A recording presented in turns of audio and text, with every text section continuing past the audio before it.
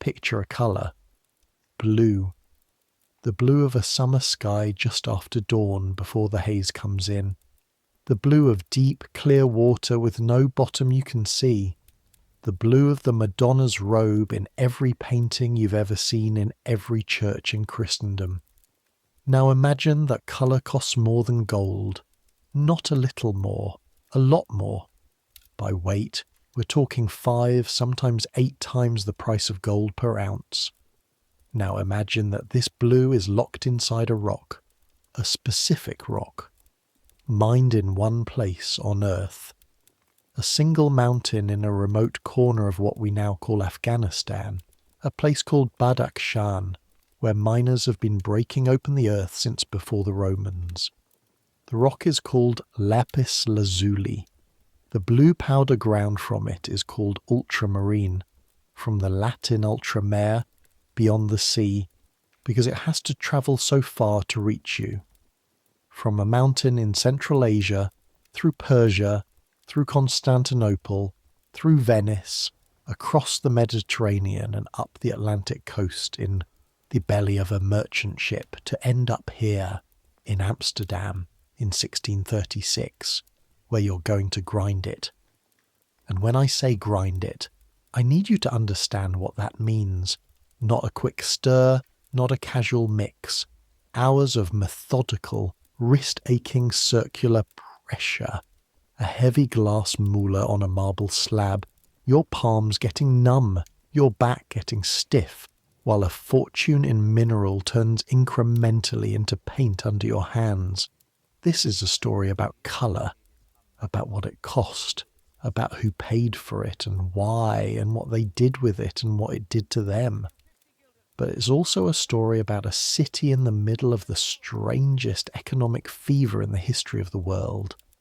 Because right now, as you scrape lapis lazuli dust from under your fingernails, the men of Amsterdam are buying and selling tulip bulbs for the price of houses, for the price of entire ships, for amounts of money that would feed a family for 10 generations. Not the flowers, the bulbs, which are sitting in the ground, which they will never actually see. Welcome to Amsterdam in the winter of 1636, a city at the absolute peak of its wealth, its power, and its absolute collective madness. A city where the most expensive blue in the world sits in a locked chest in a workshop on the Kaisergracht, while 40 feet away, on a bridge over that same canal, men are trading pieces of paper worth the price of palaces. I make these history stories, and I genuinely don't know if you listen to fall asleep or if you're the particular kind of person who lies in bed thinking about the fact that Rembrandt van Rijn, one of the greatest painters who ever lived, was working 2 streets over from the bridge where people were trading tulip futures for the price of real estate.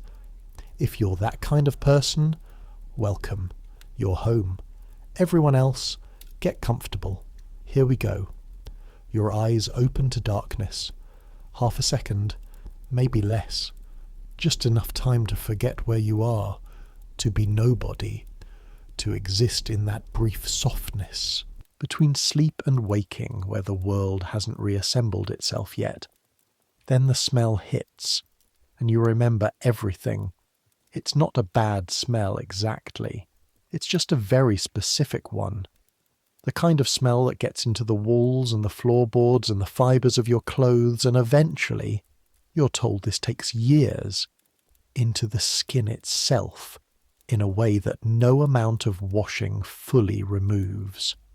The first layer is sulphur, low and dry and mineral, the ghost of cinnabar that never quite leaves the back room no matter how many times you scrub it. Vermilion is made from cinnabar, mercury sulfide, and it wants you to know it was there.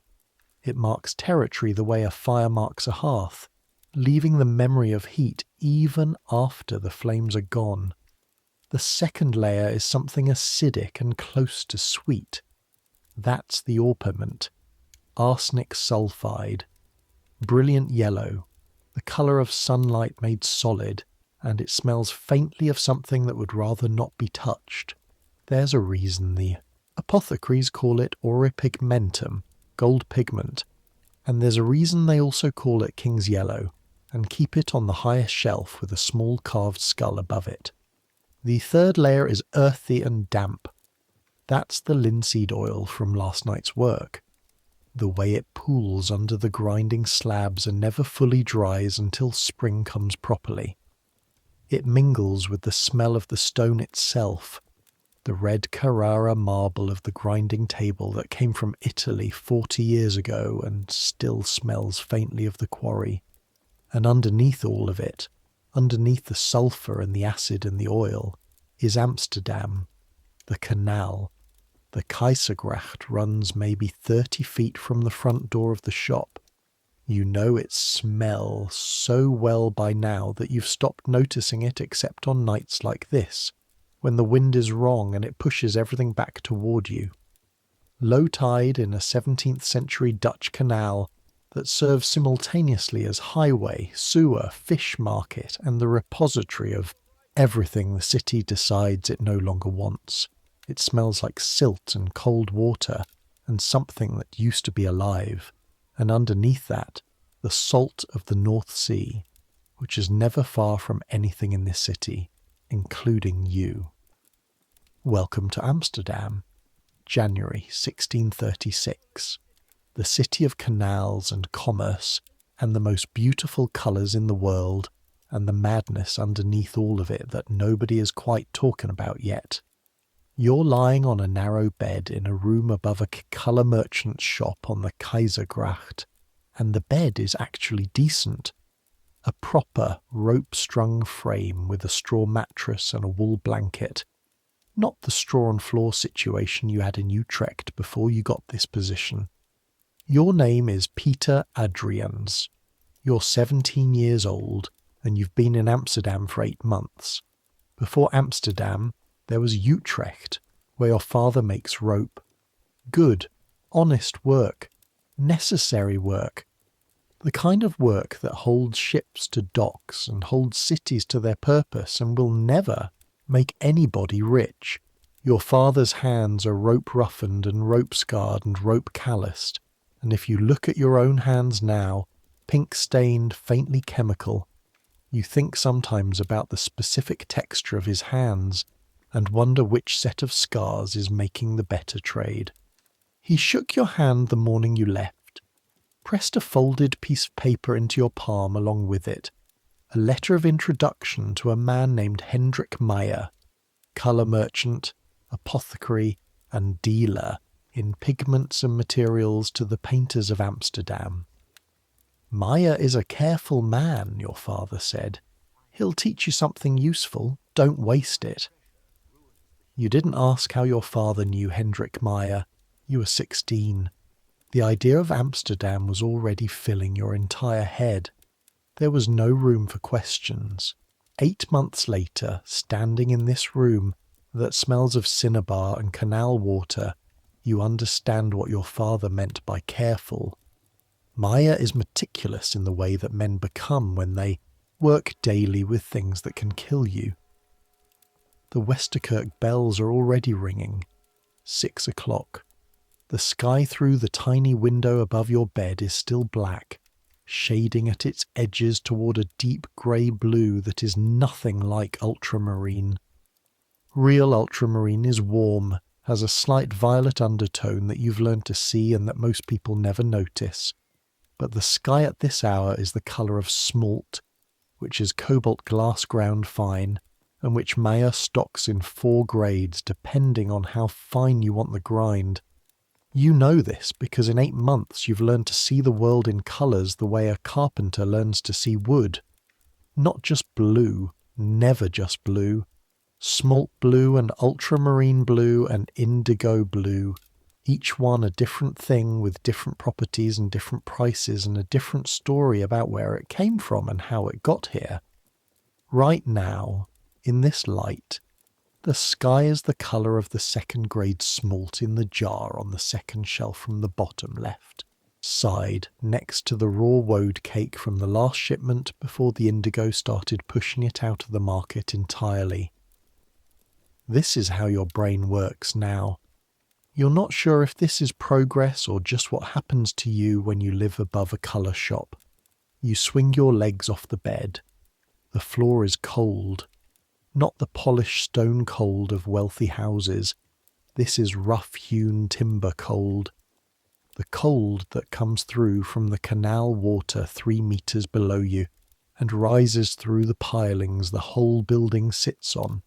Because this is Amsterdam, where everything is built on wooden stakes driven into the soft delta mud, and everything is always slightly damp, always slightly cold, always slightly, very slowly, over centuries, sinking. You love this city. You're also somewhat afraid of it. That's probably the correct response. Downstairs, Meyer is already in the workshop. He's almost always already in the workshop. He's a compact man, Hendrik Meyer, 53 years old, short and broad-shouldered, with hands that tell you everything about his work before he opens his mouth. The fingers are permanently stained. The left hand more than the right, because he's left-handed when he grinds, which is unusual and which took you weeks to stop finding distracting. The stains are layered, a base of yellow ochre from the earth pigments he works with most commonly, then traces of a deeper red that isn't blood but looks enough like it to unsettle you in low light. That red is carmine, made from cochineal. You'll get to cochineal. His face is angular and weathered and slightly suspicious, with pale grey eyes that do an inventory of you every morning before he says a word. Checking. Not for dishonesty exactly. He dealt with that concern in your first week and apparently resolved it in your favour. But for competence. Meyer has strong opinions about incompetence, and his primary opinion is that he prefers not to witness it. You're late, he says. He's bent over the M, large grinding slab, working a muller, a glass pestle as wide as your fist. Across a thin paste of raw pigment in slow circular strokes. You're not late. It's just past 6. The shop doesn't open until 7. He says this every morning. You've learned not to argue. What are we grinding? He doesn't look up. The muller keeps moving, its circles patient and relentless. Smalt, second grade. The Herker Commission needs another £1/4 by Thursday, and the first batch ran long. He gestures with his elbow, his hands never stop moving, toward the small notebook on the bench. Check last night's entries, and start on the linseed. We're low on the clarified stock. You hang your coat on the hook by the door, roll up your sleeves and get to work. The workshop takes up the entire back half of the ground floor. It's a room about 20 feet wide and 30 feet deep, which sounds spacious until you understand what's in it. The grinding table dominates the centre, a slab of red Carrara marble on sturdy oak legs, its surface worn smooth by 40 years of Muller work, stained so deeply in its pores that no amount of cleaning will ever fully return it to red. It has become a landscape of accumulated colour, striped and spotted and swirled, its own abstract painting made by accident over decades. You've spent time studying it in idle moments, trying to read the history of the workshop in those stains the way you'd read growth rings in timber. Along the left wall, the drying racks, thin strips of wood holding bladders, small pig bladder pouches tied at the neck with waxed cord, filled with finished pigment paste, hung to dry slowly out of direct light, each one tagged with a slip of paper in Meyer's cramped handwriting. Colour, batch number, date ground, intended customer. Right wall, shelves, floor to ceiling, a taxonomy of minerals, plants, insects and earths, organised by Meyer's own logic, which he has partially explained to you over 8 months and which you have partially understood. Top shelf, out of easy reach, the dangerous ones. The arsenic compounds, orpiment and realgar, in their sealed stone jars. The cinnabar for grinding into vermilion. The white lead, which is its own kind of murderer, slower and more patient than the arsenics. You handle everything on the top shelf with either a cloth or gloves, both, and you wash your hands after with linseed oil and salt, and you still sometimes lie awake thinking about the painters in the previous century who ground their own pigments and didn't know what they were breathing, and what was settling in their lungs, and what the lead was doing to their blood. Middle shelves, the expensive ones. Ultramarine in its 3 grades, cheapest at 4 guilders an ounce, finest at 11. In small glass bottles you've been told to treat like they're filled with liquid gold, which is approximately true. Cochineal in sealed wooden boxes. Indigo cakes from Bengal, dark, blue-black on the outside, surprising violet blue when you break them open, like finding a different day inside a stone. Saffron yellow, the smalt in 4 ceramic jars, bottom shelves, the workhorses, earth pigments, yellow ochre, red ochre, umber raw and burnt, sienna raw and burnt, lead white in large quantities, chalk, charcoal black, lamp black, bone black, which smells exactly of what it is, and you've learned to grind it last in the day and open the window. And in the corner, locked in an iron-bound chest with a padlock that weighs more than some entire shipments of lesser pigments, the raw lapis lazuli, 12 stones, each one about the size of your fist, blue and white and pyrite flecked heavy as gravity, travelled from a mountain range you will never see, through Persia and Constantinople and Venice, and finally here, to this workshop on the Kaisergracht, where they will eventually become paint. Maya has had those stones for 3 months. He hasn't started grinding them yet. He's waiting for the right commission, the right painter, someone who will use it properly and pay properly and not water it down with cheap azurite, or complain about the cost, because people who complain about the cost of ultramarine have generally not spent adequate time thinking about where ultramarine comes from. You understand this. When you look at those stones through the chest lid, Maya sometimes opens it to examine them, checking for deterioration in the dry winter air. You understand everything.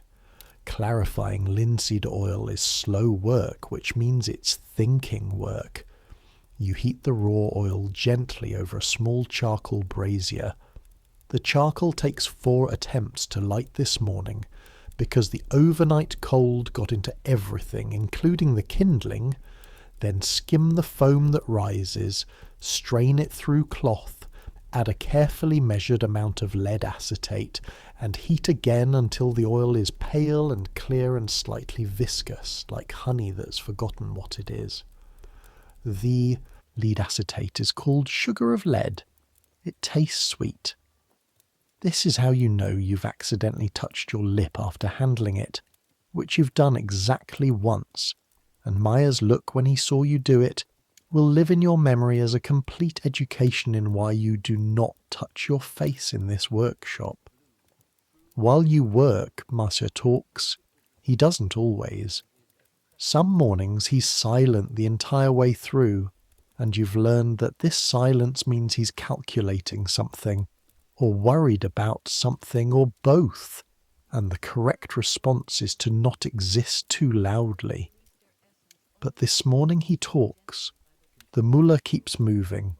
His voice is low and unhurried, the voice of someone who has explained things to apprentices for many years and has found the pace that works. The VOC ship came in last night, he says, the Zwarte Vos, out of Batavia by way of Lisbon. You look up from the brazier. The VOC, the Verenigde Oost-Indische Compagnie, the Dutch East India Company, ships are always significant to Maya. They carry his raw materials, indigo from Bengal, saffron from Persia by way of Batavia, certain earths that simply don't exist in Europe. What did it bring? Among other things, Maya says, still grinding his eyes on the paste, cochineal, 20 crates. The Portuguese shipment from Veracruz that got delayed in Lisbon for 6 months. 20 crates of cochineal. Your clarified oil hisses softly on the brazier. How much? 300 pounds of dried insect. He says this without any particular emphasis, which is impressive considering that 300 pounds of dried cochineal is worth, at current Amsterdam prices, somewhere between 4 and 5,000 guilders. He pauses for one stroke of the Müller. We're getting £12. I arranged the allocation last autumn when I heard the ship was delayed. Thought it would come in October. Here it is January. He lifts the Müller and examines the smalt paste surface, tilting his head slightly to read something in its texture that you can't yet see. We'll need to collect it from the warehouse by noon before the other allocations are processed, and some incompetent in the accounts department decides our order no longer exists. He looks at you, the inventory look. Can you handle that? Yes, sir. Good. But first, he sets the Müller down. Grind the carmine before you go. The Verhulst order is waiting on it, and Geertje Verhulst has already sent a servant twice to ask. He says this last part with a very slight tightening around his eyes, which is, for Meyer, the equivalent of an exasperated groan. Geertje Verhulst is the wife of a merchant who owns part of 3 VOC ships, and a warehouse in the harbour, and a house on the Herengracht wide enough to make you feel small just standing in front of it. She's a significant customer. She's also, apparently, constitutionally incapable of patience. You tie your apron tighter. I'll start now. Let me explain what cochineal is. Actually, wait. First, I need you to understand what you're looking at when Maya sets the open box in front of you on the bench. It looks like dried raisins. Small, irregular, brownish-grey lumps, dull and unremarkable. Each one may be the size of a lentil. They smell faintly of something sour and dusty. There's nothing about them that suggests what they are or what they contain. What they are is beetles, specifically Dactylopius coccus, a scale insect that lives on the pads of the nopal cactus in Mexico and Guatemala and Peru. The Aztec Empire had been using them for dye for centuries before the Spanish arrived. The first Spanish observers reporting warriors in brilliant crimson tunics and thinking correctly that this colour was extraordinary, that they had never seen a red like this in all of Europe. How do you harvest them? You knock them off the cactus with a brush or a blunt stick, and then you dry them in the sun or over gentle heat. They shrivel and die and become the dull grey-brown lumps in this box. 70,000 beetles to make 1 pound of dye. Let that sit with you for a moment. 70,000 individual insects, each one hand-harvested from a cactus in Mexico for 1 pound.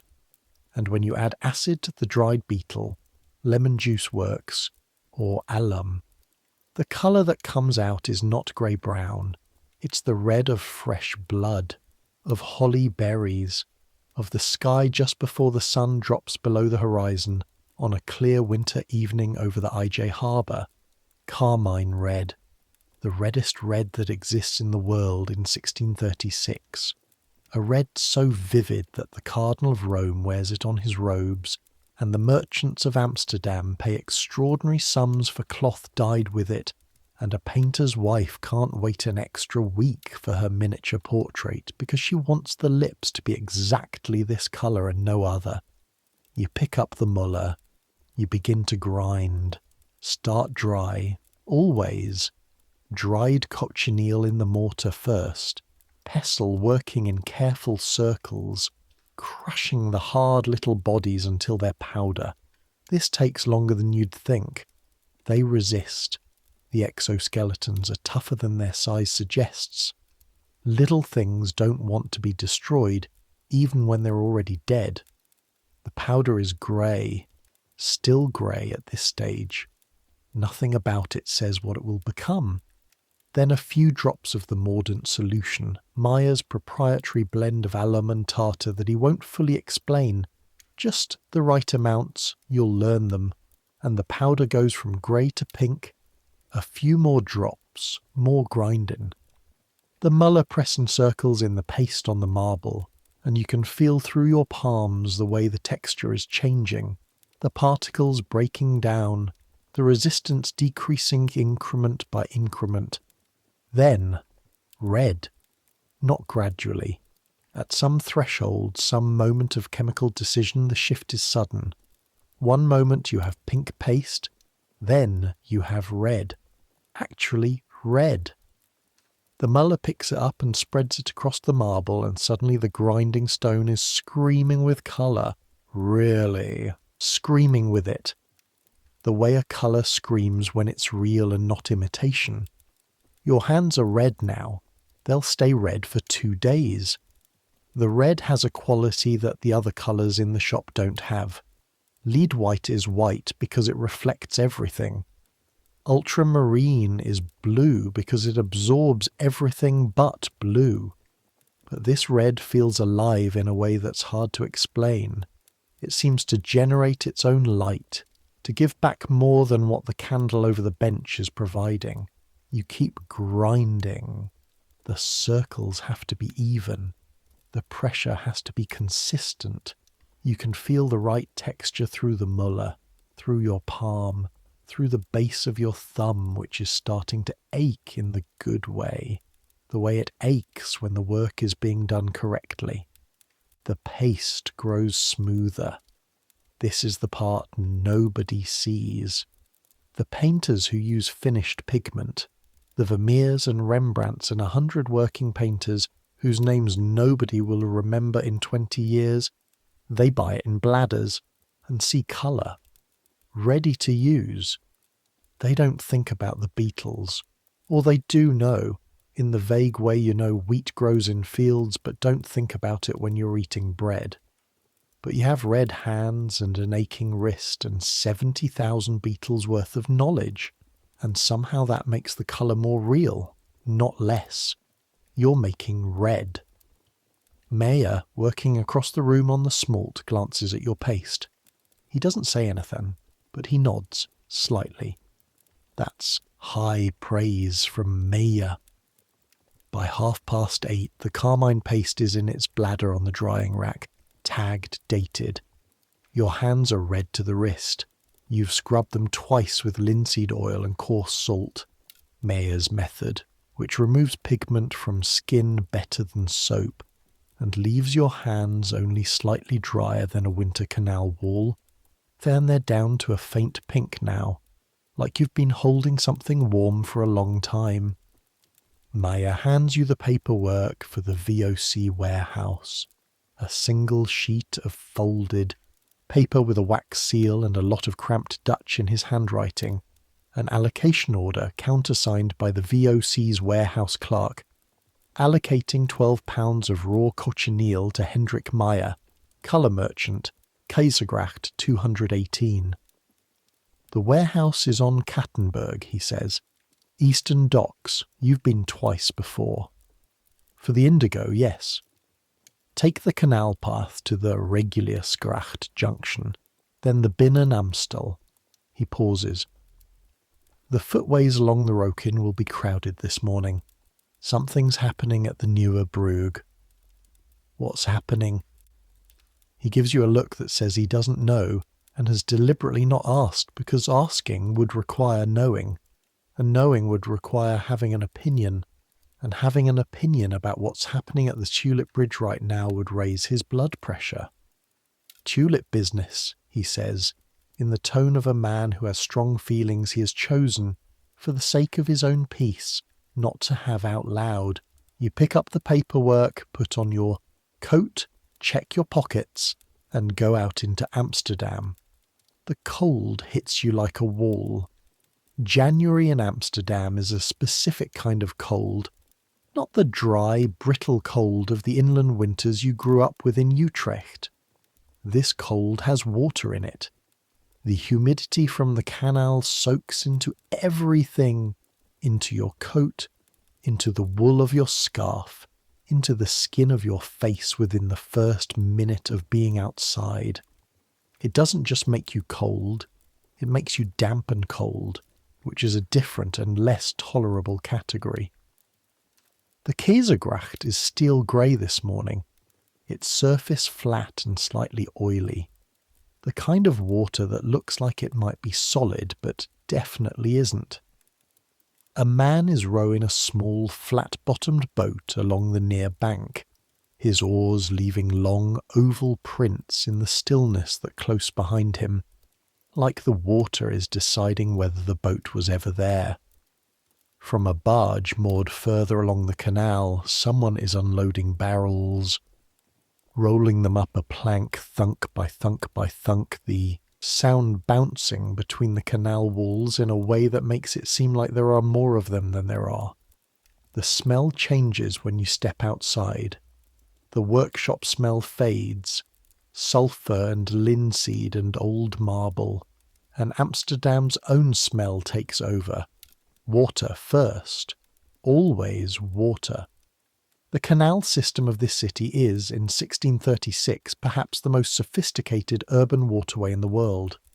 3 concentric rings, Herengracht, Keizersgracht, Prinsengracht, Lord's Canal, Emperor's Canal, Prince's Canal, dug by hand in the last 30 years as the city expanded beyond all previous planning.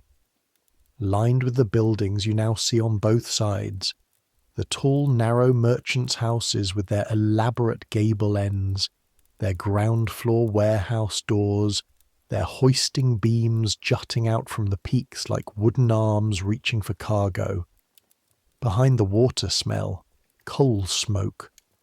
Every building on both sides of the canal firing up for the morning, the smoke rising and combining into the grey-white haze that sits over the city in winter like a low ceiling, and underneath it, coming from the bakery 2 doors down that opens before dawn, bread, yeast and char and warmth, the smell that makes your stomach announce that you left without eating. You'll find something at the docks. The streets between the canal rings are narrow, threading between the grand merchant houses like cracks in old masonry, angling and meeting, and sometimes simply ending in walls. You know these alleys now, the way they connect, the way certain routes that look like shortcuts on paper will put you somewhere you don't want to be. You've learned the navigation method. Find the church tower, any tower. Amsterdam has many. The Westerkerk is tallest, 85 metres, completed just 5 years ago, the crown of its tower visible from most of the city. And if you can see the Westerkerk tower, you know where you are. The city is not small, about 150,000 people in 1636, more arriving every week, refugees from the Spanish-controlled southern Netherlands, Huguenots from France, Jews from Portugal and Spain who were expelled a century ago and have been moving north ever since, craftsmen from Germany, merchants from everywhere. The city has been expanding so fast that the new districts aren't finished yet. You can walk from completed canal streets into active construction sites, fresh-cut stone and timber stacked in muddy lots, the sound of hammers from scaffolded buildings. And when I say crowded, I need you to understand what that means in 1636 Amsterdam. Modern crowded has sidewalks, has rules, has a general shared understanding that personal space is a concept with value. Amsterdam in 1636 has boats. It has street vendors with their trays and their continuous shouting. It has servants and merchants and craftsmen and sailors and children and apprentices like you. all occupying the same narrow alleys simultaneously. The primary navigation strategy is purposeful movement, not aggressive, just directed.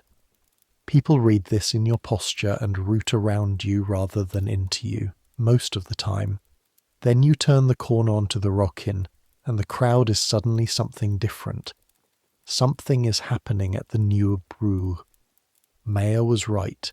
The Nieuwe Brug, the new bridge, though it's been there long enough that calling it new feels like a joke the city keeps making at its own expense, crosses the dam rack about 200 yards ahead of you. And from where you're standing, you can already see that it's packed. Not busy. Packed. Wall to wall, bridge to bridge, the crowd spilling off both ends and backing up into the Rockin itself, compressing into the narrowing street. The sound carries clearly. Not a sound of disaster. No screaming, no crash. Something more complicated than that. A commercial sound. A transactional sound. Hundreds of voices in simultaneous negotiation, creating a hum that has a specific character you've started to recognize. You shouldn't stop. You have an order to collect. A noon deadline. Meyer's implicit trust to honor. What's happening? You ask a man standing at the crowd's edge, clearly watching rather than participating. He looks at you the way you'd look at someone who asked what colour the sky is. Tulpen, he says. Tulips. Let me explain tulip mania. Let me really explain it, because the version you've probably heard goes something like, people went crazy and paid too much for flowers and then it crashed. And that's not wrong exactly, but it misses the specific madness of it. The specific Amsterdam madness, which is a different variety from garden variety madness. First, tulips are not native to the Netherlands. They came from the Ottoman Empire in the 1550s, brought back by a Flemish diplomat named Ogier Ghiselin de Busbecq, who sent bulbs from Constantinople to Vienna. The botanist Carolus Clusius planted some in Leiden around 1594, and from there they spread. The Dutch fell in love with them, but not with plain tulips, single colours, no pattern. What the Dutch went genuinely insane for were the broken tulips. Tulips whose petals showed streaks and flames of contrasting colours, red flames on white, purple feathers on cream, crimson and yellow in patterns so precise and beautiful they looked designed. We know now what caused the breaking. It was a mosaic virus transmitted by aphids, a parasite that disrupted the pigment distribution in the petals. The sick plants produced the most beautiful flowers. They didn't know that. They thought it was a natural variation you could breed and stabilize, that if you crossed a broken tulip with another broken tulip, the offspring would break the same way, reliably, predictably. They were wrong, but they had no way to know they were wrong. The most valuable variety was called Semper Augustus. Red flames on white, a precise feathered pattern that no grower had been able to replicate in 30 years of trying. At any given time, fewer than 12. Genuine Semper Augustus bulbs exist in all of the Netherlands. In 1624, one sold for 1,200 guilders. A skilled craftsman earns about 250 guilders per year. By 1636, the same bulb would sell for 6,000 guilders. By February of 1637, one would trade hands for 10,000. A house. A fine, solid Amsterdam canal house, with its hoisting beam and its warehouse, and its 6 floors, and its view of the water. A house on the Herengracht. The canal your shop is named after, for a bulb. That is currently in the ground. That they may never actually see, because by 1636, most of the trading isn't in physical bulbs. It's in futures contracts. Paper promises to deliver a specific bulb at a specific future date for a specific price. You buy the promise. You sell the promise. The bulb stays in someone's garden in Harlem, while its paper double is traded back and forth on this bridge. You edge into the crowd, just to see. A few minutes, you have time. The bridge is perhaps 30 feet wide. You have to turn sideways to get through the first layer of bodies, then angle between clusters of men who are too engaged in their own transactions to notice you. The noise at close range is extraordinary. Not a roar, more of a continuous dense hum interrupted by eruptions when a deal closes or a price is disputed. Everyone is holding papers. The papers are crumpled and annotated on the fly with pencils and passed back and forth. Some men have small ledger books. One man near the centre has an assistant behind him, whose only apparent function is to record everything the man in front says. They're dressed well, most of them. Better than Mayer's customers, who are craftsmen and painters. These are merchants and brokers and the men who supply merchants, and the men who supply the men who supply merchants, and all of them right now holding papers about tulip bulbs. You catch fragments. 200 for the offset. Offset bulbs are not worth 200, Willem. They haven't broken yet, and the mother plant is Semper Augustus. The offset will break. It might break. My man in Harlem says 6 out of 8 offsets broke last season. Your man in Harlem is selling you stories about offsets. Behind you, someone elbows through with no apology. In front, a transaction closes with a handshake and a shout, and the surrounding crowd responds with a murmur of acknowledgement, like the bridge itself is keeping score. You've been here 4 minutes. You need to leave. But you stand there another minute watching, because there's something in this scene that you can't quite look away from. The same quality that makes you pause when the carmine shifts colour mid-grinding. A moment where something invisible becomes visible. Value, which is after all just a shared agreement between people about what things are worth, being performed in real time. No tulips here, no flowers, no bulbs, only papers and handshakes, and the collective belief of these hundreds of men that those papers represent something real. And right now, in this moment, that belief is correct. First time at the Brug? The voice comes from your left. A boy about your age, dark eyes, a red wool cap, grinning at you with the ease of someone who knows exactly where he is. That obvious? You've got the look, he says, like you're watching a fire and can't tell if it's beautiful or dangerous. Can't it be both? He laughs. A big, unguarded laugh, something let out of a cage. That's Amsterdam, friend. Everything here is both. He tilts his head toward the crowd's centre. Come in, the water's warm. I have an errand. He's already turning back. Everyone has an errand. His voice carries over his shoulder. Come find me when you're done. I'm Jan Kaspersoon. Ask around. He's gone into the crowd before you can ask if that's a good thing or a bad thing to be. The walk to Kattenburg takes another 20 minutes, east, through the old city centre where the buildings are older, some timber framed from before the city started replacing them with brick, and then out across the bridge to the artificial islands of the eastern harbour. Kattenburg, Wittenberg, Oostenburg. 3 islands created by filling the harbour with earth and pilings, home to the VOC's massive warehouses and the Admiralty's shipyards. The scale here is different from the rest of Amsterdam. The rest of the city is tall and compressed. Canal frontage is expensive, every inch valuable, buildings reaching up because they can't reach sideways. But here the VOC warehouse is maybe 300 feet long, a cathedral in brick, without the religious pretense. Above its main entrance, carved in stone, VOC. The company's monogram, ringed with small carved ships, You've been here twice before, and it still makes you feel small. This building contains, at any given moment, goods from every corner of the world, spices from the Maluku Islands, tea from China. The Dutch are drinking it now before it becomes an English obsession.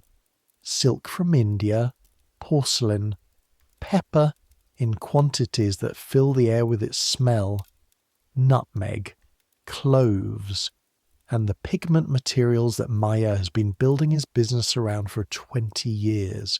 Indigo from Bengal, Gambog yellow from Cambodia, specific earths from Batavia, whose colours no European mine can produce. 30 ships at sea right now at least, each one carrying goods that will transform when they arrive. Raw materials becoming products, exotic things becoming accessible things, impossible prices becoming possible ones as supply increases. The wealth flowing into this building is barely comprehensible, and £12 of it currently belongs to Hendrik Meyer. The warehouse clerk is a thin man named Adrian, with the particular suspicious squint of someone who has been presented with fraudulent paperwork before and found the experience formative. He examines the allocation order for a long time. You stand there. Outside, somewhere, a ship's bell rings, muffled through those warehouse walls. The smell in here is extraordinary. Every exotic thing in the world contributing its note. Pepper dominant, heavy and pervasive. Beneath that, cloves and something sweet and faintly fermented from a sugar shipment somewhere in the back. And underneath all of it, the salt air of the harbour that nothing can entirely displace. £12, Adrian says finally. That's correct. Lot number 3 from the De Zwarte Vos. Yes. He looks at you again. The squint intensifies, cataloguing you for future reference. You're the Meyer boy. Meyer's apprentice, yes. A pause. Come through. The cochineal is in the middle of the warehouse, between a stack of indigo bales and a crate of something that turns out, when you get close enough to smell it, to be more cochineal, the overflow from the larger consignment. Adrian cuts the allocation with a scale and a practiced precision that reminds you of Meyer at the grinding slab. Professional accuracy. No waste, no approximation. He weighs, records, weighs again. £12 of dried cochineal goes into 2 sealed canvas bags that he ties and stamps with the VOC seal. You sign the receipt. He keeps a copy. You take one. The bags aren't heavy. £12 is £12. But they sit in your arms with a weight that doesn't quite match their physical measure. The weight of knowing, maybe. £12 of dried beetles, each one harvested by hand from a cactus in Mexico. Dried, shipped across the Atlantic in the hold of a Portuguese vessel, delayed in Lisbon for 6 months, finally arrived in Amsterdam's harbour last night. Everything in this workshop has a journey like that. The ultramarine in the locked chest from a mountain in Afghanistan, 6,000 years of mining history behind it. The indigo from Bengal brought by VOC ships through the Indian Ocean and around the Cape and up the Atlantic. The cochineal in your arms, from Mexico, from the backs of cacti, from the hands of Aztec harvesters whose great-great-grandparents were using this colour before Columbus was born. All of it ending up on the Kaisergracht, in a grinding stone, in a painter's canvas. You're carrying the world in 2 canvas bags. The walk back is slower because you're thinking. You're thinking about value. You just signed for £12 of dried insects worth roughly 450 guilders at current market price. Meyer paid the allocation through his VOC contract, probably around 320. By the time he processes it and sells it to painters and dyers in the city, He'll sell it for perhaps 500 total over several months as the orders come in. The margin is real. It's not large. The capital outlay is significant, and if he can't sell it, if the painters don't have commissions, if someone imports a larger shipment and undercuts the price, then those £12 become a problem rather than an asset. This is what nobody on the outside understands about the colour trade. It looks like luxury. The prices are extraordinary. But the reality is tight management of expensive raw materials, demanding customers, and markets that shift without warning. The tulip men on the bridge this morning, they're playing a different game. Numbers on paper getting larger every week. The actual thing the paper represents, a bulb in the ground. You don't know this with certainty. You're 17 and you learned economics from an apothecary, but you have a feeling about it. The kind of feeling you get when something in the workshop is stored wrong and you can smell a faint hint of something that doesn't belong and you think, quietly, something might be wrong here. You're almost back at the Kaisergracht when you stop, because you're standing in front of a house on the Breestraat that you've walked past 100 times, and today, for the first time, the door is open. A house, wide-fronted, moderately prosperous. A wooden sign above the door shows a painter's palette in faded colours. From inside, a voice talking to itself in a low mutter, and a sound you've never heard before but recognise immediately. The sound of bristles on canvas. You know what this house is. Meyer has mentioned it. He doesn't supply this painter directly. The man buys his own materials or sends a servant. But he's mentioned him the way you mention someone whose work you respect even when the business relationship is complicated. A boy about your age is sweeping the front step.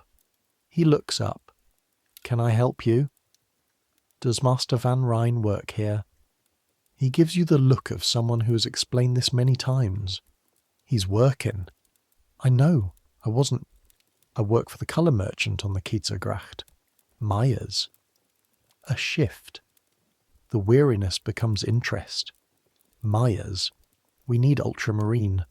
The master's been asking for 2 weeks. He stops himself. Are you authorised to take orders?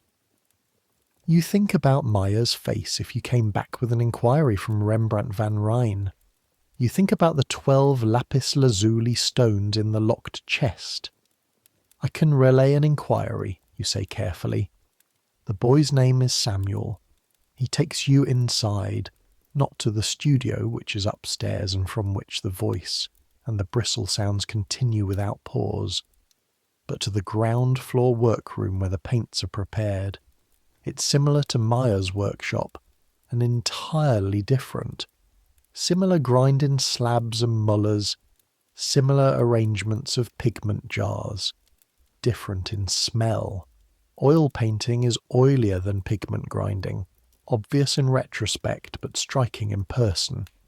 Linseed and walnut oil absorbed into every surface, the smell of paint at every stage of drying, from fresh wet to old hard, like a library of paint's own memory. On the walls, studies, sketches and preliminary work pinned up, annotated, changed. Heads, hands, the fall of light on a fold of cloth. You look at them while Samuel finds the order book. The sketches are extraordinary. Black chalk on paper, and somehow the paper is 3-dimensional. The hands reach out.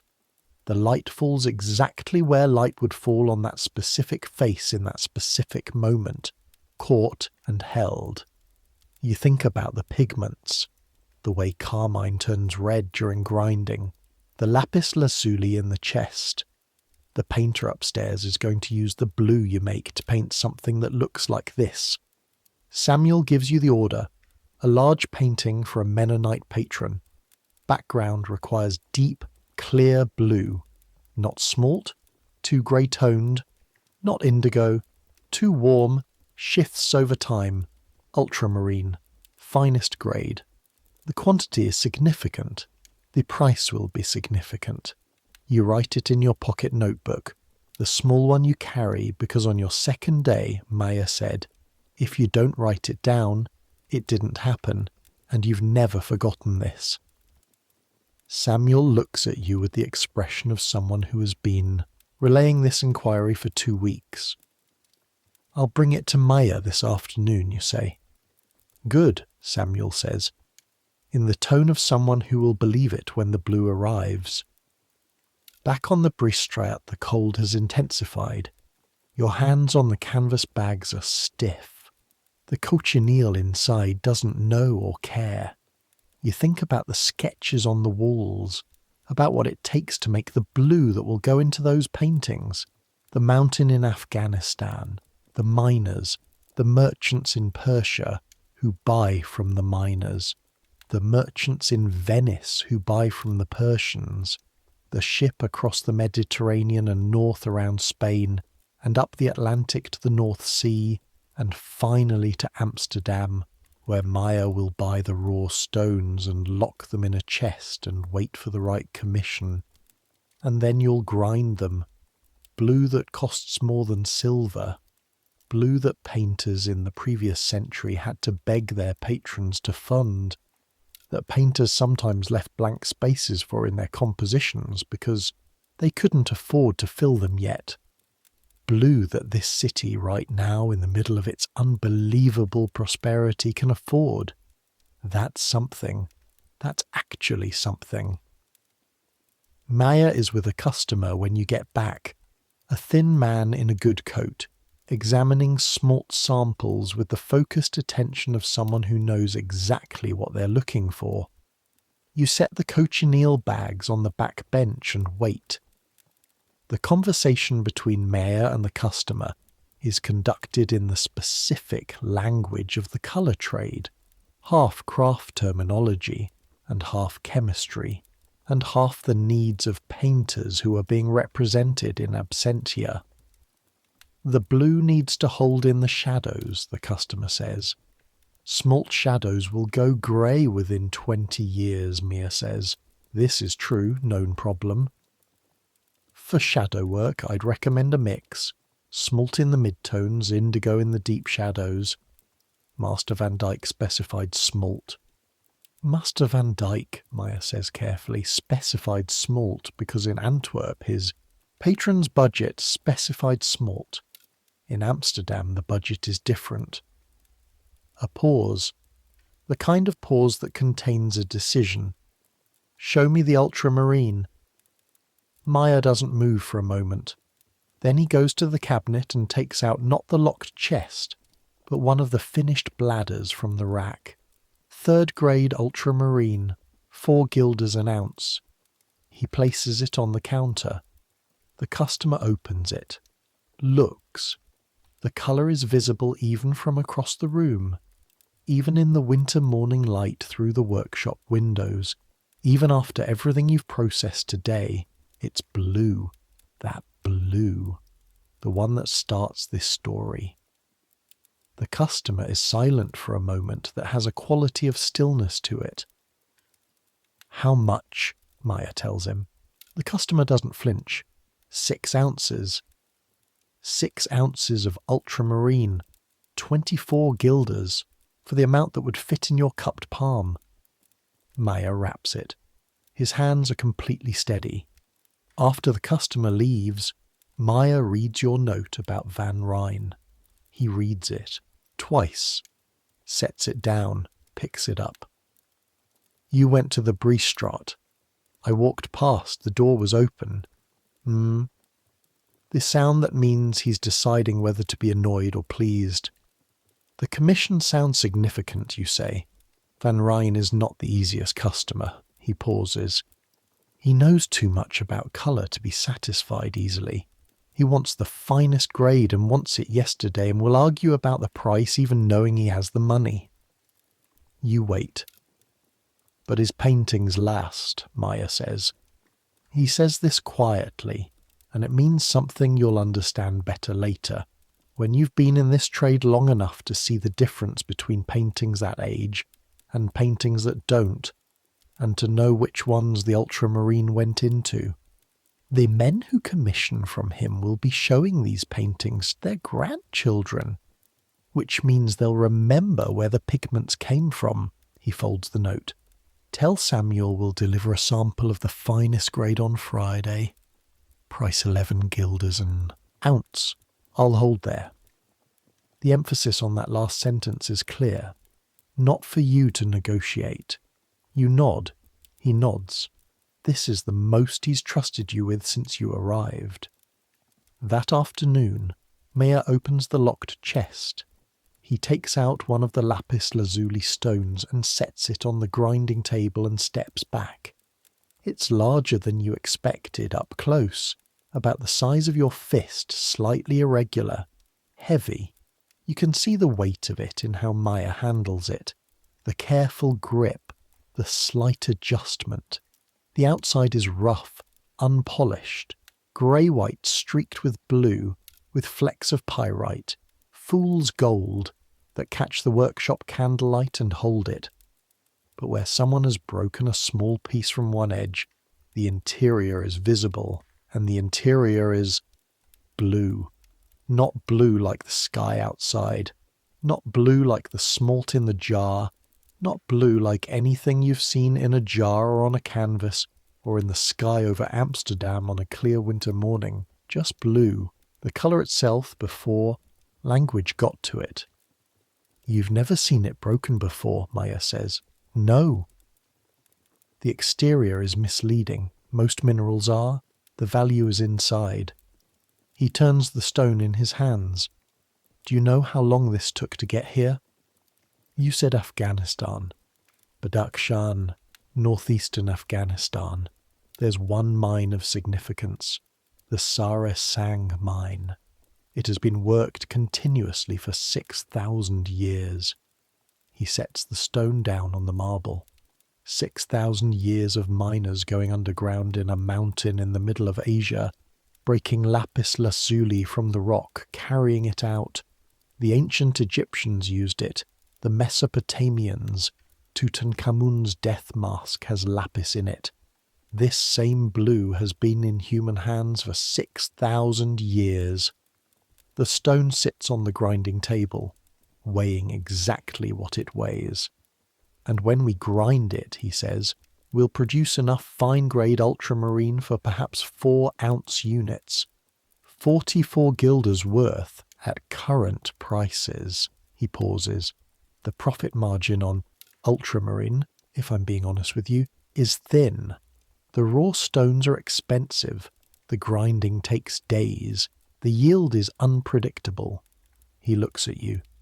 But the painters who need the finest will not accept imitations. He locks the stone back in the chest. The world is full of imitations, he says. It sounds like it's headed somewhere philosophical, but then, which is why the real thing always finds its market. Spring arrives by degrees. You miss the exact moment it changes. One evening you notice the canal doesn't smell like cold anymore. It smells like cold water, which is different.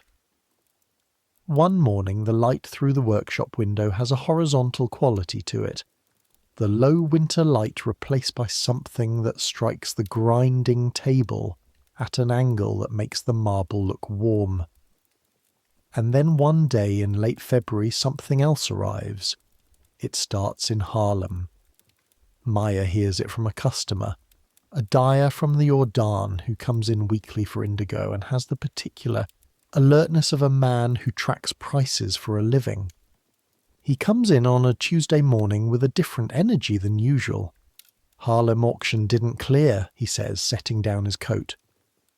Maya, behind the counter, doesn't look up from what he's measuring. Which auction? Tulips, the February auction. Buyers came, offered prices well below contract, sellers held, buyers walked. He pauses. Some of them walked. Some of them accepted what they could get. A silence in the workshop. Outside, the Kaisergracht continues. How far below? Maya asks. 40%, 60 in some cases. Meyer finishes measuring, sets down his weights. "And your neighbour's son?" you ask later, when the customer is gone. Meyer is quiet for a long moment. He goes to the order ledger and opens it. "He bought at October prices," he says. "He's been trying to sell since December at December prices." He turns a page. He'll take whatever he can get now. He looks at the day's orders, picks up his pen. "If there's anything to take," he says. "You go to the Neue Brug that afternoon. You've been twice before. Both times the energy was the storm feeling, the transaction hum, the excitement with something underneath it. Today is different. The bridge is still crowded. But the quality of the noise has changed. The hum has acquired an edge. Most of the conversations are arguments. Buyers and sellers who agreed on prices last month, prices that assumed the market would continue upward, are discovering that the assumption may have been wrong and that the contract they signed now requires one of them to absorb a significant loss, and neither of them wants to be the one. You see the boy in the red wool cap, Jan Kaspersoon. He's standing at the bridge railing, away from the arguing clusters, looking at a paper in his hand with an expression you've come to recognize. Not surprised, just not yet reconciled. You make your way over. "Jan," he looks up, places you. Meyer's boy, the one with somewhere to be. "I remember." He holds up the paper. It's crumpled at the corners from being folded and unfolded many times. A futures contract for 4 bulbs, 2 identified as Viceroy variety. The price at the bottom, 400 guilders. "What did you pay for it?" 360. He folds it again. "Been trying to sell at 450 for 2 weeks. This morning someone offered me 200. The wind off the canal is cold. The papers on this bridge are just papers. "Take the 200, you say." He looks at you. "I know. You lose 160, but if you wait, I know what happens if I wait." His voice is level. He's been calculating it since Harlem.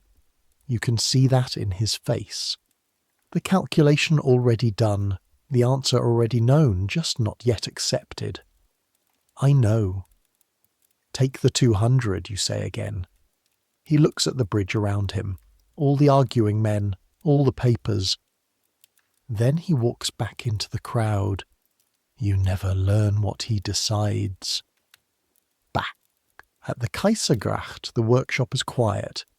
Meyer is cleaning the grinding slab with a cloth, working methodically from centre to edge. The motion is the same motion as grinding, the same circles, the same consistency, except it's erasing rather than making. Taking the day's colour off the marble, you hang your coat. The bridge is bad, you say. Yes. He keeps working. It will be worse tomorrow, and then either it stabilises or it doesn't. Do you think it will stabilise? He's quiet for a moment. The cloth moves. "I think," he says carefully, "that things are worth what people agree they're worth. And when people stop agreeing, you find out quickly what the actual thing was worth all along." He sets the cloth down. "The lapis lazuli in that chest," he says, gesturing at the corner. "Its price will change. It has changed over my lifetime. It may change again, but the blue inside it will not change. The blue is in the stone. The price is in our heads." He picks up the order. Ledger. The day's work, finished or waiting. "The tulip bulb is beautiful," he says. "It's genuinely beautiful. But the beauty was always the bulb's. The price was always ours." Sunday arrives cold and still. The kind of Amsterdam morning where the canal is mirror flat and the houses on the Kaisergracht are perfectly reflected, inverted, the gables pointing down, the hoisting beams pointing down, the whole canal a doubled city, the real one above and its shadow below. You walk to the Westerkerk. 20 minutes along the canal path, the city quiet in its Sunday mode. Not empty. Amsterdam is never empty, but slower. The commercial urgency suspended, the street vendors absent, the canal traffic lighter. A family walks ahead of you, parents and 2 children, the smaller child carried on the father's shoulders. They're going to the church. You're going to the tower. The fee is 2 stuivers. The man at the entrance takes them without looking up. The stairs are narrow stone. Cold. Under your hand on the banister, spiralling upward in tight circles. Each landing reveals a slightly higher version of what you just saw.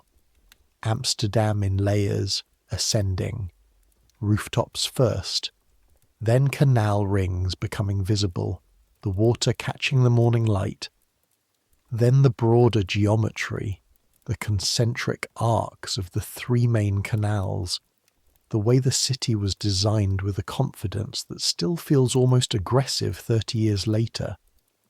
Then, near the top, through a gap in the stairwell wall, you see the harbour, the IJ, full of ships, and you stop. The viewing platform at the top of the Westerkerk Tower, 85 metres, 279 feet. The highest point in Amsterdam, and in January's clear cold air with a sea wind off the harbour, the view is absolute. To the north, the IJ. Ships, not a few ships, dozens of ships, their mast rising above the water like a winter forest stripped of leaves. The VOC ships at Kattenburg, distinguishable by their size, larger, higher, built for longer journeys than the coastal traders and fishing boats. The harbour is the north gate of the city, and right now it's open, and the world is flowing through it. To the east, the new district, still partly under construction. Fresh stone, muddy lots, the scaffolding of buildings not yet finished. Amsterdam expanding, as it's been expanding for 30 years. The money keeps coming. The people keep coming. The city keeps growing faster than anyone can plan for. To the south, the Herengracht, the Golden Bend. From up here, the curve of the canal catches the morning light on its south-facing facades, the tall, narrow houses glowing in it, the most expensive real estate in the world, or close to it. To the west, the old city, pre-expansion, organic, the medieval tangle where the streets follow nothing but the logic of people walking where other people walked before them, each path worn deeper until it became a road.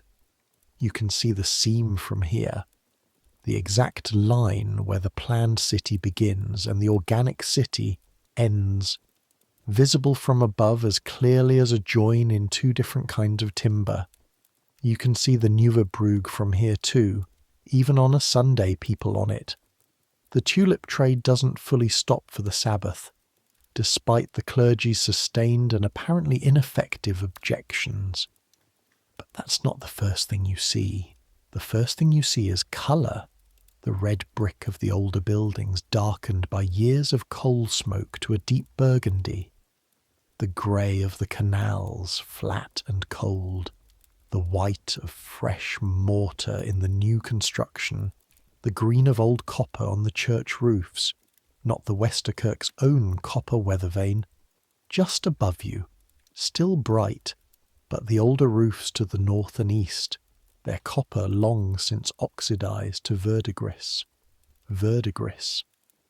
The colour in the jar on the middle shelf, left side between the malachite green and the yellow ochre, made from copper exposed to acetic acid. You can make it yourself in the workshop. Meyer has shown you, though he mostly buys it rather, then makes it. But you understand now, looking at the green roofs below you, that you've been looking at verdigris your entire walk to work every morning. The colours are everywhere. The city is made of them, and somewhere down there in gardens behind the canal houses, visible from up here as small rectangles of dark earth, invisible from the street, private. The tulips are in the ground. The new Brugg men are trading paper for 10,000 guilders per contract, and the things their contracts represent are those small patches of earth with their dormant, barely visible bulbs waiting for the spring warmth.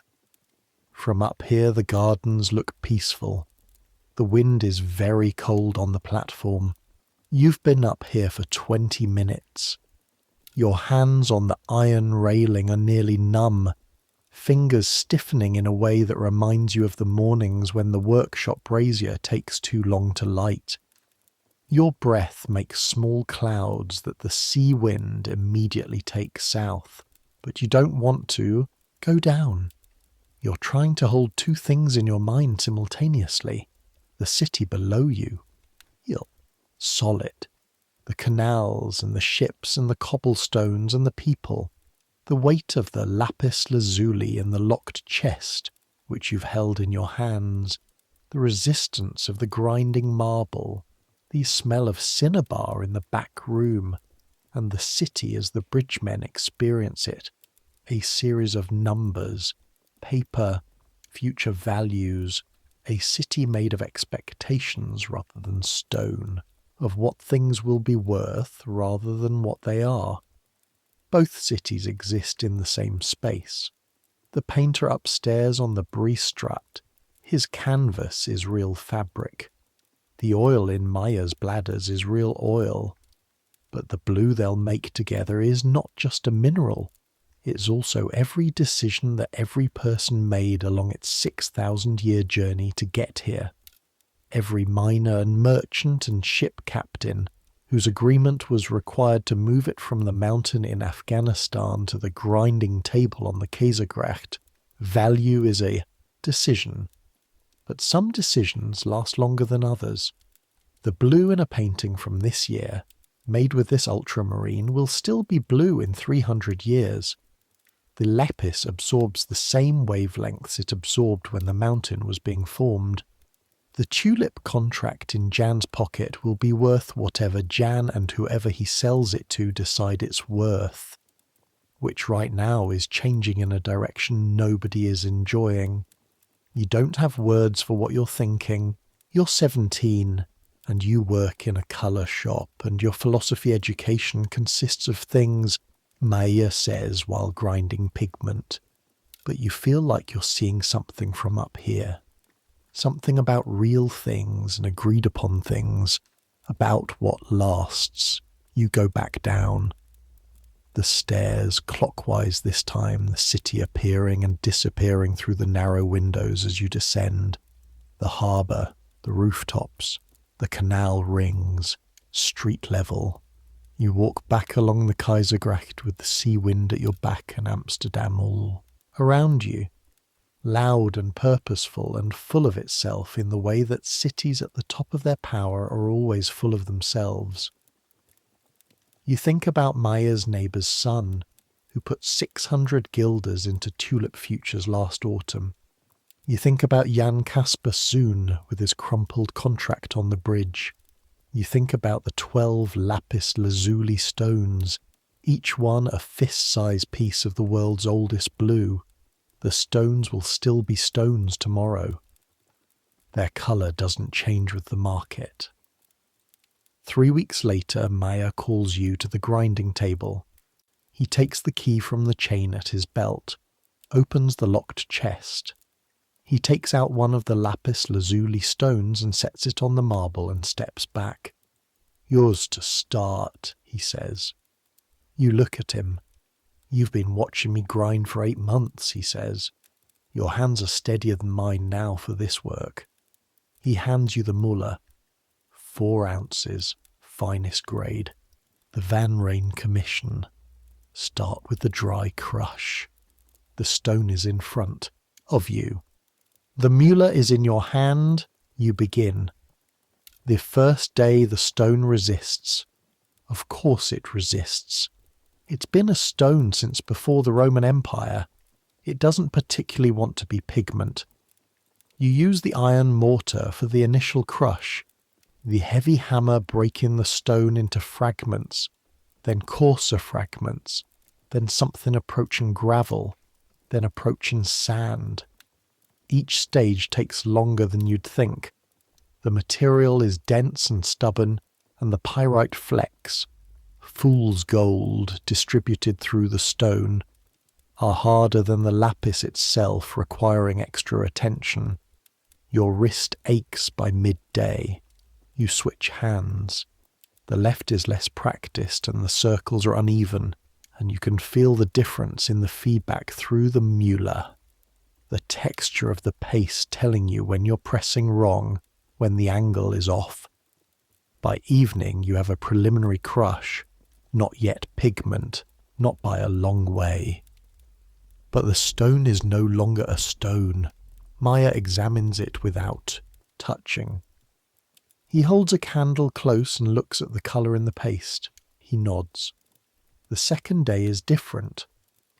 On the second day, the lapis begins to yield. It's a subtle thing at first. A slight change in the resistance through the muller, the paste moving differently, the particles a fraction finer, the texture less like grinding and more like spreading. Your hands feel it before your eyes can see the difference. But then the colour begins to show, faintly at first, a hint, a suggestion. The pale grey of the partially ground stone beginning to give way to something warmer underneath. You grind through the morning. Your shoulders ache. The back of your right hand, where the tendons run from knuckle to wrist, is sore in a specific way that you know from experience will peak tomorrow and ease the day after. But you keep the circles even, keep the pressure consistent.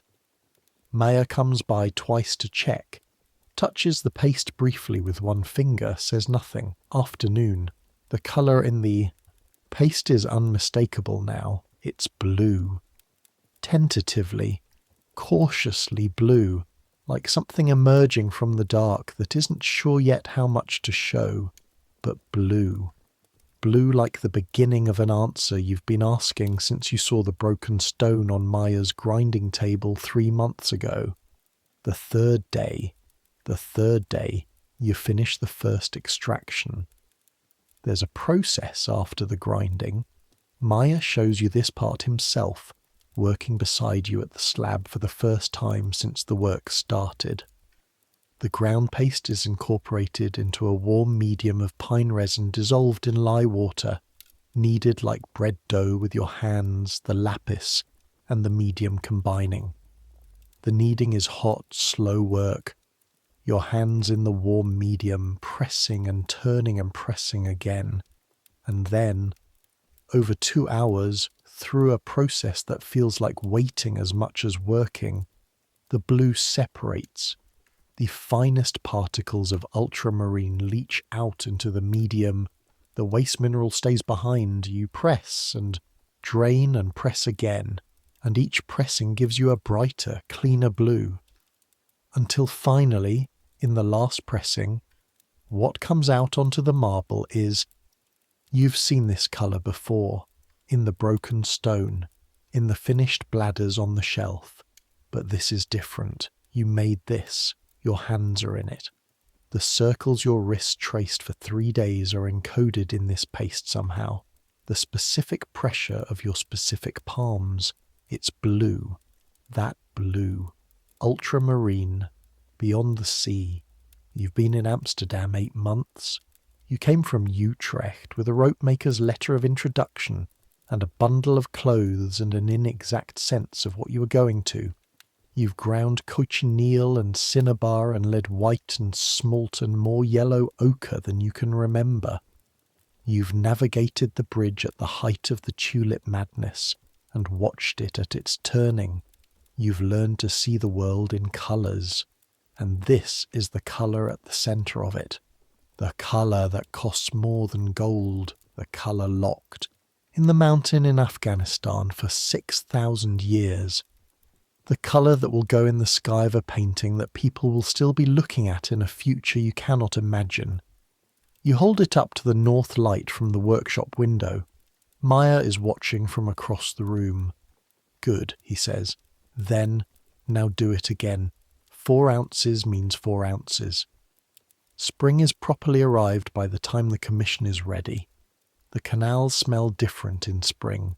Still the canal smell, still silt and water and the city's waste and cold, but something added now, something green and growing.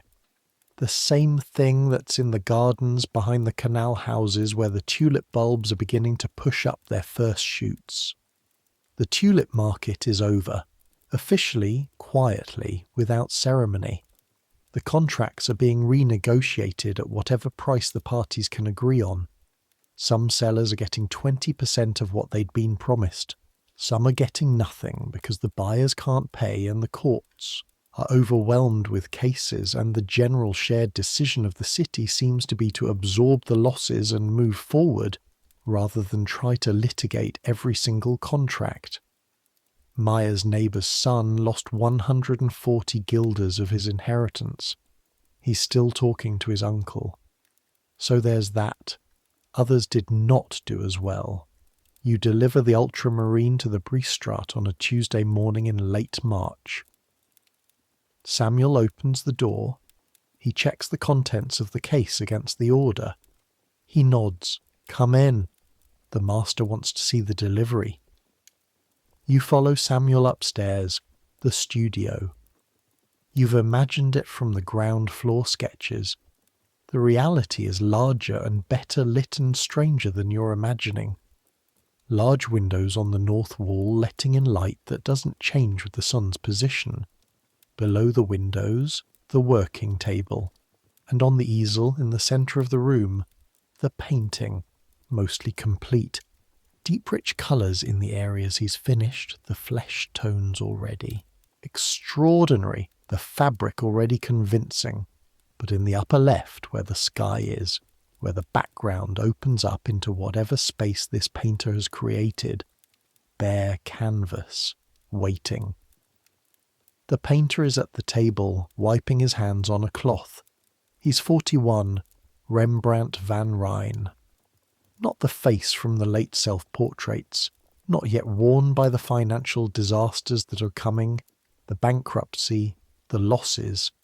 This is an earlier version, solid, prosperous, with the eyes that everyone who's ever written about him mentions, the eyes that see.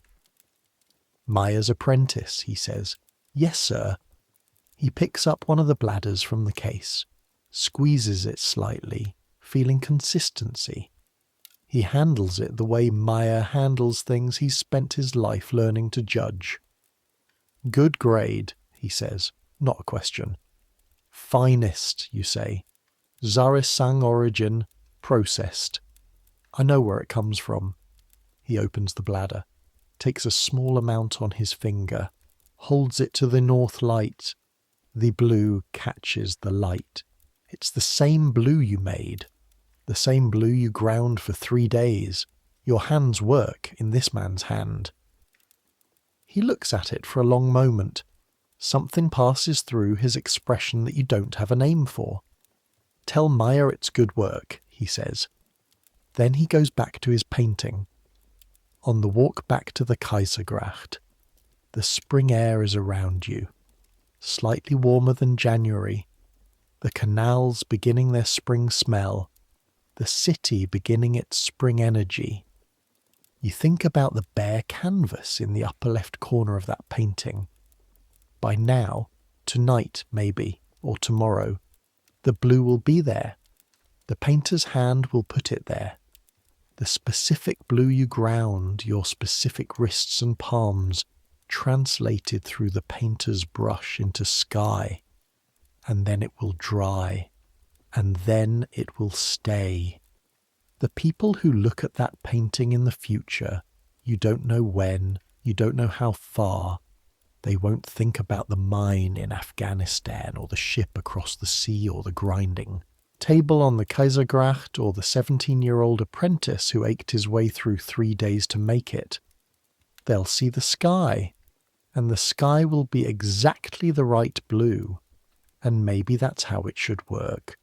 The work should disappear into the thing it makes, The labour should become invisible so the result can be seen. Maybe that's true of everything worth making. Summer comes, the canals warm and the smell intensifies with them. You've heard this described as unpleasant by people who didn't grow up here, and you understand their point. The summer IJ smell is a specific Amsterdam experience. Warm silt, warmer water, and the specific contribution of a city of 150,000 people who do not have indoor plumbing. You've stopped noticing it by July. The colour trade has its summer rhythms. Painters working in summer light tend towards certain colours. More yellow ochre, less of the deep blues, the landscape work that requires earth pigments. The high summer is for grinding stocks, building up reserves for autumn commissions when the wealthy merchants return from their country houses and want their portraits done before year end. Maya has expanded your responsibilities. You handle the counter alone when he's busy with other things. You take orders, check availability, give quotes within the pricing ranges he's established. You've learned which customers respond to conversation and which want efficiency. Which painters want to be told the technical properties of what they're buying and which ones just want the colour. You've also started grinding unsupervised, not the dangerous materials, the arsenic compounds, the cinnabar. Those still require Maya's presence, but the earth pigments, the smalt, the common grades of indigo, these are yours now. You know the right pressure, the right circles, the right texture of the finished paste. Your wrists don't ache anymore, not from the regular grinding. The muscle has built where the work required it. Your hands look different than they did when you arrived. The ropemaker's son's hands, smooth and unpracticed. These hands now, stained in layers that don't fully wash, calloused at the base of the palm where the mullah rests, slightly dry from the constant contact with oil and mineral. Working hands, Maya's hands, a younger version. The painting arrives, not the painting, not the Van Rijn commission, but a reproduction of it. A copy made by one of his students, passed around among Amsterdam painters as an example of technique, ends up in the shop one afternoon when a customer brings it to show Maya something about the blue. It's smaller than the original, less overwhelming, but the colours are there, and in the upper left corner, the sky. You're blue. You look at it for maybe 30 seconds before the customer and Maya's conversation moves on and you have to put it down and get back to work. But 30 seconds is enough. It's the right colour. The blue you spent 3 days making. In the painting, in the light of this shop, it reads as sky, as the specific quality of northern European sky in winter. Not warm Mediterranean blue, not summer heat, but the clear, slightly cool blue of good light over flat water. It's right. You put it down and get back to work. Evening. The shop closes at 6. Maya counts the day's coins, methodically twice noting each denomination, and locks the strongbox under the floorboards that you've never seen open, but have occasionally heard him consulting in the evenings. Cornelia makes stamp pot again, potatoes and kale and smoked pork, the kind of meal that holds the shape of a Dutch winter, even in the middle of summer, because some habits belong to who you are rather than what the weather is. After supper, sitting by the window that looks over the Keizergracht, the canal is doing its summer evening thing, the light off the water softer than winter, the reflections hazier.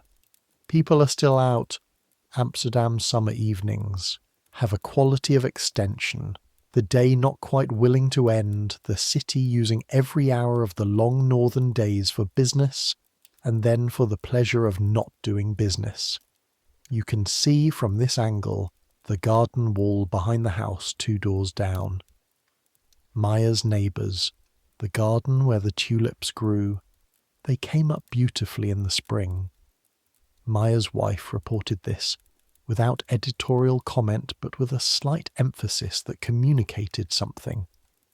Red and white, the ones with the broken pattern, the ones that were worth something, or had been worth something. Just flowers now. Beautiful flowers. Gone by June, the way tulips go. The garden is green and unremarkable. You've started going to the Westerkirk on Sundays. Not always, not every week. But when the work of the week has accumulated in your back and your wrists and the particular tiredness behind your eyes that comes from spending 5 days in a room with beautiful, dangerous things, you go to the tower, 2 stuvers, the narrow stairs, the platform at the top with the sea wind and the view. It's different in every season. Summer, the harbour at its most active, ships thick in the IJ, the smoke from 100 chimneys combining into a haze that turns the northern horizon brown-grey. The canal smells stronger from up here in summer, the smell rising with the heat. Autumn, the light changes. The horizontal, amber-toned light of October turns the brick facades into something warm and complicated, each building face reading differently depending on which direction it faces, the city becoming a study in how light changes colour. You think about this a lot. Working in a colour shop, how the same pigment changes depending on the light it's in. How ultramarine in morning light is different from ultramarine in afternoon light. How the painters compensate for this, or work with it, or against it, depending on what they're making. How nothing is one fixed thing. Everything is a relationship between the thing and the light and the eye that sees it. From the top of the Westerkirk, Amsterdam is always a relationship. Between the water below and the buildings above and the sky that keeps changing and the ships that keep arriving. The city doesn't stay still. It can't. It's built on water and trade, and the belief that tomorrow will bring more ships. So far, it has. Maya gives you a gift on the anniversary of your arrival. A pair of good leather gloves, soft as butter, worth considerably more than anything you own. He hands them to you without ceremony, just sets them on the bench when you come down in the morning. You've done well, he says. He's already at the grinding slab. The Möller is already moving. You pick up the gloves. Look at them. They're the colour of good natural leather, a warm, pale tan, the colour of raw umber mixed with chalk white. You think, immediately and involuntarily, because your brain does this now. Thank you, you say. He nods. The Möller keeps moving. There. Maybe more responsibility next year, he says. I've been talking with the Van Rijn household about a standing arrangement. They need a reliable supplier of linseed, walnut oil and pigments. Regular basis, not one-off orders. He pauses. That relationship will need managing carefully. Painters are not always the easiest customers. So you've mentioned. Something in his expression, not quite a smile, but adjacent. Yes, well. He examines the paste on the marble. You can manage it, if you continue as you've been. This is approximately the longest assessment of your work Maya has ever given. In 8 months, this is the accumulated total of his expressed confidence in your abilities. You've learned to read its volume in its brevity. I will, you say. He nods. The Möller keeps moving. You put on the gloves. They fit. Of course they fit. Maya is precise about everything, including gift sizing. They're warm, immediately warm, the kind of warmth you'd forgotten was available until it's back. You stand there for a moment, your good leather-gloved hands hanging at your sides, the smell of the workshop around you, the canal outside beginning its morning sounds.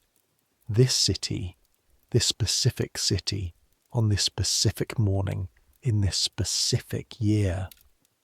It's changed since January. The tulip crash is already becoming a story, already being discussed at the Bourse and in the coffee houses, already a cautionary tale, already starting to take on the shape of a lesson, even though the men who lost money in it are still paying the losses. The VOC ships are still coming. The harbour is still full of masts. The colour trade continues, as it has continued through the tulip madness, and will continue after it. The painters still need ultramarine. The dyers still need cochineal. The cities of Europe still need the colours that only certain parts of the world can provide, and Amsterdam is still the place those colours come through. Real things. Cornelia said this. Things that exist.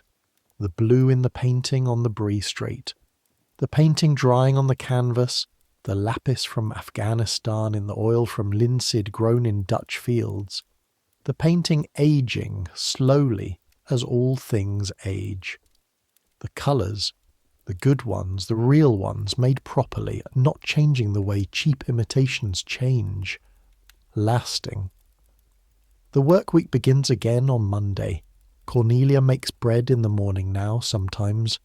A new thing she started in the spring. The smell of it coming through the floorboard gaps as you dress in the attic. The yeast smell and the warm grain smell and the smell of the workshop underneath it. Sulphur mineral and the canal underneath all of it. And the sea beyond the canal. You've been here a year. You came from Utrecht with nothing useful and a letter of introduction and the hope your father pressed into your hand. You have useful things now. You have hands that know the weight of lapis lazuli and the texture of carmine paste at the correct grind. You have a working knowledge of which suppliers pad their invoices and which ones can be counted on. You have the ability to walk through the Rock-In at its busiest without losing your direction, to navigate the VOC warehouse, to take an order from a painter's apprentice and relay it accurately to Maya. You have the memory of standing at the top of the Westerkerk Tower in January, looking down at Amsterdam, trying to hold real things and agreed upon things in the same thought. You have the beginning of an understanding that the difference between real things and agreed upon things might be smaller than you thought, and also larger, and that the distinction matters enormously for some purposes and not at all for others. You're 17. These thoughts don't have clean edges yet. They're more like the beginning of a grinding, when the stone is still mostly stone, but you're working on it. Evening comes early in winter and late in summer, and somewhere between those two you've learned to stop, tracking it so precisely. The shop closes when the light goes, supper when Cornelia decides, sleep when the work is done. Tonight the work is done. The grinding slab is clean. The bladders on the drying rack are tagged and dating correctly into the next week's orders. The dangerous shelf is locked. The lapis chest is locked. Maya is somewhere in the front of the shop making notes in the ledger by candlelight, the scratch of his pen audible through the workshop doorway. You go upstairs. The attic room is cool. The window shows Amsterdam's evening sky, violet and grey, and, at the horizon above the roofline, a lingering band of something between blue and green that doesn't quite have a name, that a painter might try to capture with a mix of smalt and a touch of indigo and probably fail to get exactly right, because the sky at dusk over Amsterdam is one of those colours that exists only in the specific moment and refuses to be pinned down. You know this sky. You've been watching it for a year. You lie down. Your hands smell of linseed oil, faint and familiar. The staining in your skin, layered through a year of grinding, is its own archive, red from the cochineal days. A deep blue-grey in the knuckle creases from the lapis, yellow ochre deep in the whirl of the right thumb where you always grip the mortar. You're carrying the colours in your skin. Outside, Amsterdam continues. It always continues. The watermen doing their last runs of the evening, the taverns in the Jordaan beginning their evening cycle, the Westerkerk bells marking the hour, the sound travelling over the rooftops and the canals and arriving at this window with the slight hollowness that distance gives to bells. The ship at anchor in the EJ, De Zwarte Vos, or one of its sisters waiting for the tide. Tomorrow it will unload. Something will come from somewhere in the world and end up on these shelves. Some colour you haven't ground yet. Tomorrow, that's tomorrow. Your eyes are heavy in the way they get when the day has been the right length. Not too short, not too long, but exactly as full as it was supposed to be. The right length tiredness that settles through you from the top down, your shoulders releasing first, then your back, then the steady ache in your wrists quieting to a whisper. You think about the painting, your blue in the painter's sky. You think about Jan Casper Zoon and his crumpled contract, and you hope, genuinely hope, that he took the 200, that he's still in the city, still somewhere, doing some work that isn't tulip futures. You think about the mountain in Afghanistan that you'll never see. The mountain where, right now, tonight, miners are going underground in the dark to break lapis lazuli from the rock, the same way they have been doing for 6,000 years, by torchlight probably, by the smell of the stone and the sound of the pick and the weight of the hammer, and the feeling through their hands of what is stone and what is treasure. The work continues. It always continues. Sleep comes the way it comes after real work, not gradually, not with argument. It comes the way the carmine shifts colour mid-grind. Suddenly, past a threshold you don't notice crossing, and then you're just on the other side. The sounds of the city stay a little longer. The canal water, the distant bells, the city making its nighttime sounds, the quieter sounds that you only hear when the daytime noise is gone, the soft thump of a moored boat against a canal wall, the creak of a settling building, the sound of rope, your father's trade, the thing that holds ships to docks, real things. Centuries will pass. The Amsterdam you know will change beyond recognition. The canals will survive. Remarkably, they will survive, preserved by a later city that understood what they were. The Keizergracht, the Herengracht, the Prinsengracht, still there, still called by their names, the water still running. But the houses along them will be museums. The hoisting beams will be decorative. The ships will be gone from the harbour, replaced by ships that look nothing like ships, and then by vessels that don't sail at all. The VOC will collapse. The empire it built will end. The warehouses on Kattenberg will be history. The tulip mania will become the most famous financial bubble in history. They'll teach it in universities in a future you cannot imagine. Economists will argue about it for centuries. The Semper Augustus tulip, the one that sold for the price of houses, will never be grown again.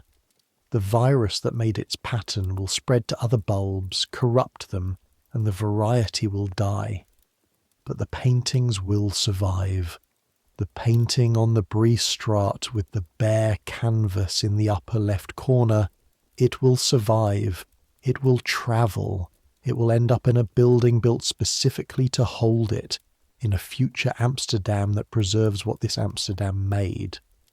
And in that building, in that future, people from every country in the world will stand in front of it. They'll see the sky. They won't know about the mine in Badakhshan, or the VOC ship in the January harbour, or the colour shop on the Keizergracht, or the boy who spent 3 days with aching wrists making the blue in that sky. They'll just see blue, and the blue will be the sky, and they'll feel something. The specific feeling that good painting produces, the feeling of encountering a real thing through the glass of another person's attention. And they won't fully know what that feeling is, and they'll leave the museum and walk back into their own city, whatever that city is, and think about it for a while. And that thinking will be, in its small way, the last step of a journey that started in a mountain in Asia 6,000 years ago, and moved through Persia and Venice, and a ship's hold and a locked chest and a grinding slab in your hands. Some things don't change. The need for blue doesn't change the need, at the end of a long day, of good work, to close your eyes and let the labour settle in your bones and the sounds of the world grow quieter and let sleep come. That doesn't change, so let it come. Let it come the way it came for Peter Adriaenz on the Kaisergracht, in his attic room above the colour shop in the year 1637, with his blue-stained hands resting and his wrists finally quiet, and Amsterdam continuing softly below him. Let the canal carry the evening sounds away. Let the bells mark whatever hour they're marking, too late and too far to count. Let the colours fade, the carmine and the ultramarine and the cinnabar red, and the brilliant dangerous yellow of orpiment and the cold grey of smalt before it becomes blue. Let them fade back into the dark the way all colours do in the absence of light, returning to potential, to what they are before the eye finds them. Let the grinding slab rest. Let your hands rest. You've been carrying the world all day, its weight, its colours, its real things, and its agreed upon things, and the places where those two overlap and the places where they don't. Set it down, warm enough, safe enough, fed enough. You have a roof over your head and work that matters, and a locked chest in the corner with 12 stones of lapis lazuli in it, waiting for the right commission. That's enough. It's enough. Let Amsterdam keep going without you for a few hours. The canal will still be there in the morning. The grinding slab will still be there. The work will still be there. But that's tomorrow. Right now is only this. The darkness of the room, the smell of linseed oil, the sound of water, the blue in the painting, already drying, already lasting. Good night.